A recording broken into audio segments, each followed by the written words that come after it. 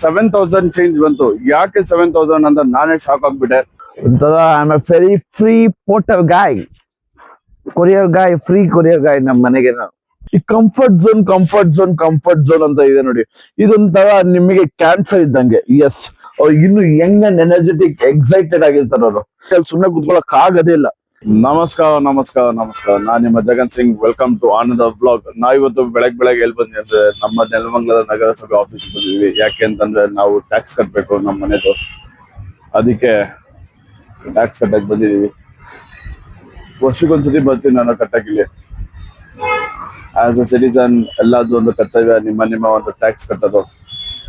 ನಾನು ಎಷ್ಟಾಗುತ್ತೆ ಅಂತ ಹೇಳ್ತೀನಿ. ನಮ್ಮ ಮನೆ ಟ್ಯಾಕ್ಸ್ ಚಿಕ್ಕ ಸೈಟ್ ನಮ್ದು. ಮನೆ ಕಟ್ಟಿರೋದು ಒಂದು ವಾಚ್ ಸ್ಟಿಲ್ ಅಂಡ್ ನಾನು ನಿಮ್ಗೆ ತಿಳಿಸ್ಕೊಡ್ತೀನಿ ಹೇಗ್ ಕಟ್ಟೋದು, ಏನ್ ಮಾಡೋದು ಎಲ್ಲ. ಇವಾಗ ನಮ್ದು ಕೆಲಸ ಮುಗೀತು. ನೀರ್ ಬಿಲ್ಲಿನ ಒಂದು ಕೆಲಸ ಮುಗೀತು. ದೆನ್ ನಾವು ಇವಾಗ ಮನೆದು ಕಟ್ಬೇಕು.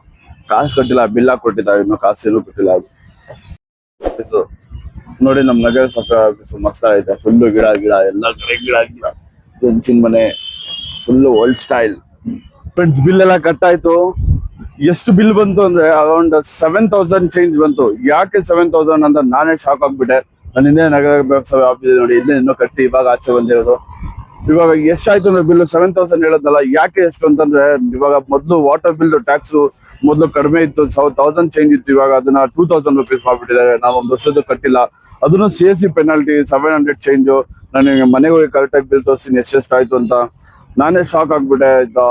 ಇಷ್ಟೊಂದು ಆಗೋಯ್ತು ಅಂತ. ಪ್ರತಿ ಇಯರ್ ನಾನು 3,000 ಚೇಂಜ್ ಕಟ್ತಾ ಇದ್ದೆ. ಬಟ್ ಈ ಇಯರ್ ಅಂತೂ ಡಬಲ್. ಯಾಕೆ ಅಂತ ಗೊತ್ತಿಲ್ಲ. ನಾನೇ ಬೇಜಾರಾಗ್ಬಿಟ್ಟೆ. ನಡಿ ಮನೆಗೆ ಹೋಗೋಣ. ಮನೆಗೆ ಹೋಗಿ ನೋಡೋಣ ಎಷ್ಟಾಯ್ತು, ಏನಾಯ್ತು, ಕಂಪ್ಲೀಟ್ ಬಿಲ್ಲು ನಮಗೆ ತೋರಿಸ್ತೀನಿ ನಾನು. ಇಲ್ಲಿ ನೋಡಿ, ಇವಾಗ ತೋರಿಸ್ತೀನಿ ನಿಮ್ಗೆ ಎಷ್ಟೆಷ್ಟು ಬಿಲ್ ಆಗಿದೆ ಅಂತ. ಓಕೆ, ಆಸ್ತಿ ತೆರಿಗೆ ನೋಡಿ, 1,966 ರೂಪಾಯಿ. ನೆಕ್ಸ್ಟ್ ಇದು ಎಂದಕ್ಕೆ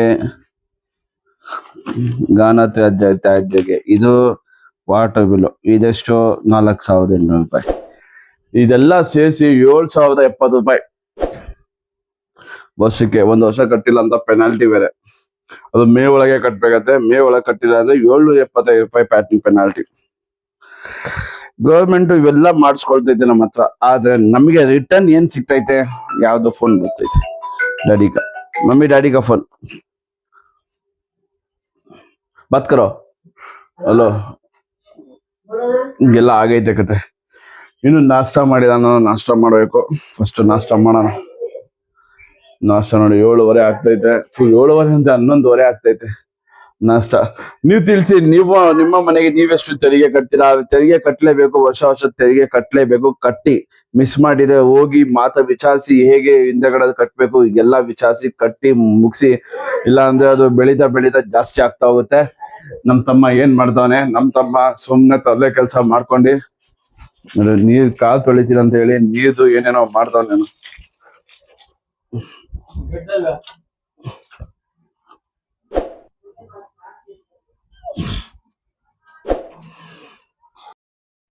ತೊಳಿತ ನೋಡಿ ಕಾವ್ನ. ಕ್ಲೀನ್ ಆಗಿ ತೊಳೆಯಪ್ಪ ಕಾವ್ನ.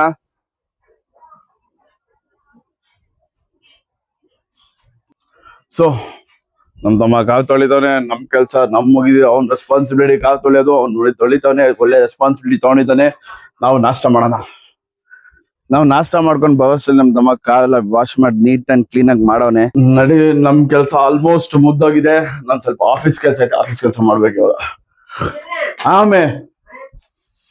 ಅಮ್ಮನ ಕರೀತಾರ.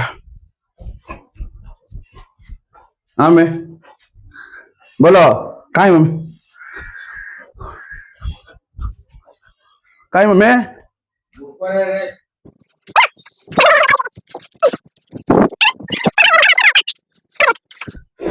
ನಮ್ ಪುಟಾಣಿಗೆ ಒಂದು ಸೈಕಲ್. ನಮ್ಮ ಅಮ್ಮ ಅದಕ್ಕೆ ಸೈಕಲ್ಗೆ ರೆಡಿ ಮಾಡ್ತಾರೆ.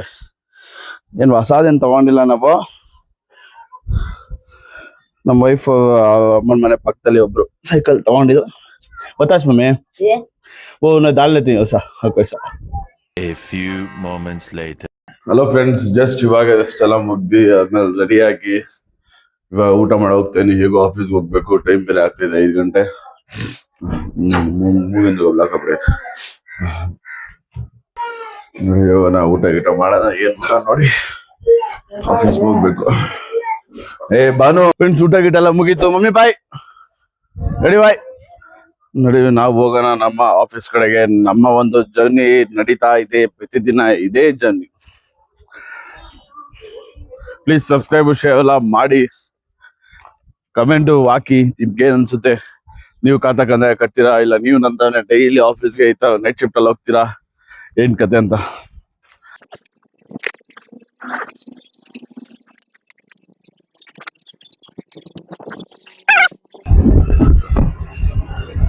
Finally, we reached to our workplace.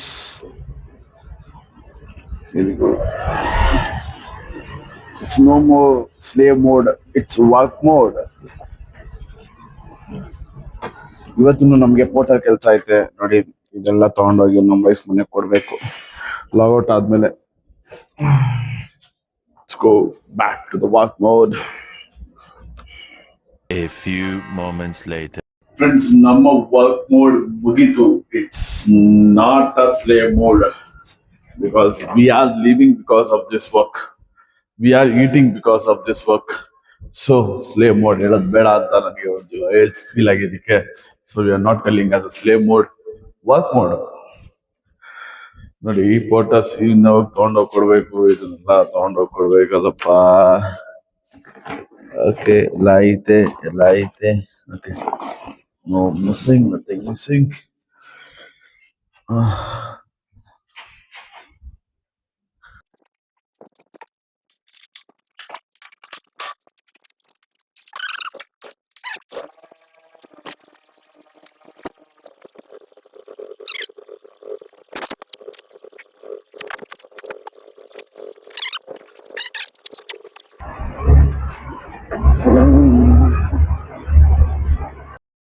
ವಾಪಸ್ ನಾನು ವೈಫ್ ಮನೆಗೆ ಬಂದಿದ್ದೀನಿ. ಇಲ್ಲೊಂದು ಎಕ್ಸ್ಚೇಂಜ್ ಆಫ್ ಟ್ರಾನ್ಸಾಕ್ಷನ್ ಇದೆಲ್ಲ ಕೊಟ್ಟು ಅವ್ರು ಒಂದೆರಡು ಕವರ್ ಕೊಡ್ತಾರೆ. ಇಲ್ಲಿಂದ ಅದನ್ನ ಫಿಗರ್ ಅಲ್ಲಿ ತಗೋಬೇಕು. ನೋಡ್ರಿ, ನಾನು ಕೊಟ್ಟು ತಗೊಂಬಂದಿದ್ದು 1 ಮೂಟೆ, ತಗೊಂಡೋಗ್ತಾ 3 ಮೂಟೆ. ನಡೀರಿ ಹೋಗೋಣ for the long ride. Just reach ಆಗಿದ್ದು ನಮ್ಮ ಮನೆಗೆ. ಓಕೆ, ಇಲ್ಲೊಂದು ಬ್ಯಾಗು, ಇಲ್ಲೊಂದು ಕವರ್. ಓಕೆ ನೋಡ್ರಿ, ಇಲ್ಲಿ ತಲೆ ಹತ್ಕೊಂಡು ಹೋಗ್ತಾ ಇದೀನಿ. ಬ್ಯಾಗು, ಒಂದು ಕವರ್, 1 ಮೂಟೆ.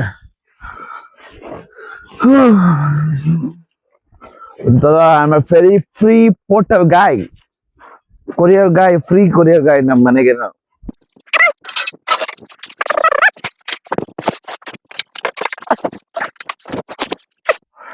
finally comfortably reached home at the time of 4:40. Now the time is 4:40. ಹೌದು. ಇವತ್ತು ನಾವು ಮಾತಾಡೋಣ why some people never stop learning, why people keep on chasing their dream if it is impossible also. ಯಾಕೆಂತಂದ್ರೆ some people will never stop. ಅವ್ರಂತ addiction ಆಗ್ಬಿಟ್ಟಿರ್ತಾರೆ ಎಕ್ಸೈಟ್ಮೆಂಟ್ಗೆ. What, when, why ಅನ್ನೋ ಒಂದು ಕ್ವಶನ್ಗೆ, ಎಕ್ಸೈಟ್ಮೆಂಟ್ಗೆ ಅಡಿಕ್ಷನ್ ಆಗ್ಬಿಡ್ತಾರೆ.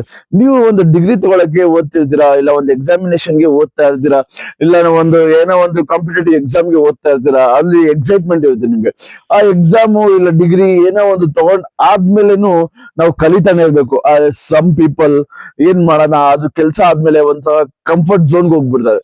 ಈ ಕಂಫರ್ಟ್ ಝೋನ್ ಅಂತ ಇದೆ ನೋಡಿ, ಇದೊಂಥರ ನಿಮಗೆ ಕ್ಯಾನ್ಸರ್ ಇದ್ದಂಗೆ. Yes, I am really sorry about this, but it is a cancer for you.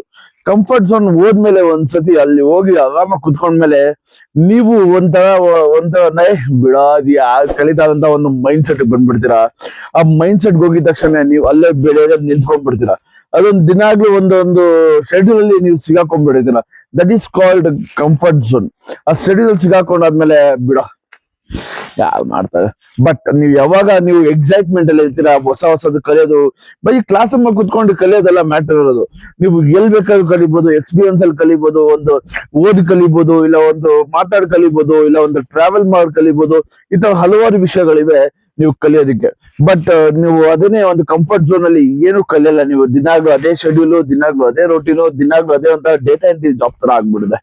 But when you have an excitement to explore things, every day is a new day for you. Yes, every day is a new day for you when you have an excitement to do something new every day, something new to learn every day.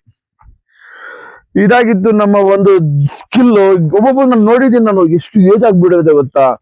ಅವರೆಲ್ಲ exam ಬರೆದಿರ್ತಾರೆ, ಏನಾದ್ರು ಒಂದು ಕಲಿತಿರ್ತಾರೆ, ಏನಾದ್ರು ಒಂದು ಚಟುವಟಿಕೆಯಲ್ಲಿ involve ಆಗಿರ್ತಾರೆ. ಅವರು ಹೆಂಗಾಗಿ ಇರ್ತಾರೆ, ಅವರು ದೇಹ ಮಾತ್ರ, ಅವರು ದೇಹ ಏಜ್ ಆಗಿರ್ಬೋದು ಅಷ್ಟೇ, ನಂಬರ್ಸ್ ಅಷ್ಟೇ, ಬಟ್ ಅವರ ಮೈಂಡ್ ಸೆಟ್, ಅವರ ಒಂದು ಮನಸ್ಸು ಇನ್ನು ಯಂಗ್ ಅಂಡ್ ಎನರ್ಜೆಟಿಕ್, ಎಕ್ಸೈಟೆಡ್ ಆಗಿರ್ತಾರೆ ಅವರು ಏನೇ ಒಂದು ಹೊಸ ವಿಷಯ ಮಾಡೋದಕ್ಕೆ. ಅದೇ ನಾವು most of the comfort zone ಹೋಗೋದು, most of the people are corporate jobs people ಜಾಸ್ತಿ ನಾನು ನೋಡಿರೋ. ನಾನು ಕಾರ್ಪೊರೇಟ್ ಫೀಲ್ಡ್ ಅಲ್ಲಿ ಇದೆ. ಸೊ ಇಲ್ಲಿ ನಾನು ನೋಡಿರೋದು ತುಂಬಾ ಜನ ಇಲ್ಲಿ ಒಂದು ಆ ಝೋನ್ ಅಲ್ಲೇ ಸಿಗಾಕೊಂಡ್ಬಿಡಿರ್ತಾರೆ. ನಾನು ಸಿಗಾಕೊಂಡಿದ್ದೀನಿ, ಇಲ್ಲ ಅಂತ ಇಲ್ಲ, but I am overcoming, I am trying every day. ನೋಡಿ, ನಾನು ವಿಡಿಯೋಸ್ ಮಾಡ್ತಾ ಇದೀನಿ, ಏನೋ ಒಂದು ಮಾಡ್ತಾ ಇರ್ತೀನಿ ಪ್ರತಿದಿನ. ನನ್ನ ಕೈಲಿ ಸುಮ್ಮನೆ ಕುತ್ಕೊಳ್ಳೋಕ್ ಆಗೋದೇ ಇಲ್ಲ. ಪ್ರತಿದಿನ ಏನೋ ಒಂದು ಮಾಡ್ತಾ ಇರ್ಬೇಕು, ಏನೋ ಒಂದು ಕಿತಾಪತಿ ಕೆಲಸ ನಾವು ಮಾಡ್ತಾ ಇರ್ಬೇಕು. ಇದಾಗಿತ್ತು why people never stop learning a new thing, what makes them to do this. ಎತ್ಕೊಂಡು ಲಗೇಜ್ ಮಗನ.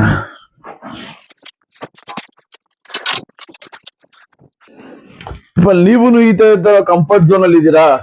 ಕಮೆಂಟ್ ತಿಳಿಸಿ. ಇಲ್ಲ ನೀವು ಪ್ರತಿ ದಿನಾನು ನೀವು ಹೊಸ ದಿನ ತರ ಫೀಲ್ ಮಾಡಿ, every morning is a new day for you, rest is history ಅಂತ ಹೇಳಿ ಹೊಸದು ಕಲಿಯಕ್ಕೆ ನೀವು ಆಸೆ ಪಡ್ತೀರಾ, ಆಸಕ್ತಿ ಇದ್ದೀರಾ, ಎಕ್ಸೈಟ್ಮೆಂಟ್ ಇದೆಯಾ ನಿಮ್ಗೆ? ಅದನ್ನು ಕಮೆಂಟ್ ಅಲ್ಲಿ ತಿಳಿಸಿ. ನೀವು ಯಾವ್ದೊಂದು ವಿಷಯಕ್ಕೆ ತುಂಬಾ ಎಕ್ಸೈಟ್ ಆಗ್ತೀರಾ, ಅದನ್ನು ಕಮೆಂಟ್ ಅಲ್ಲಿ ತಿಳಿಸಿ.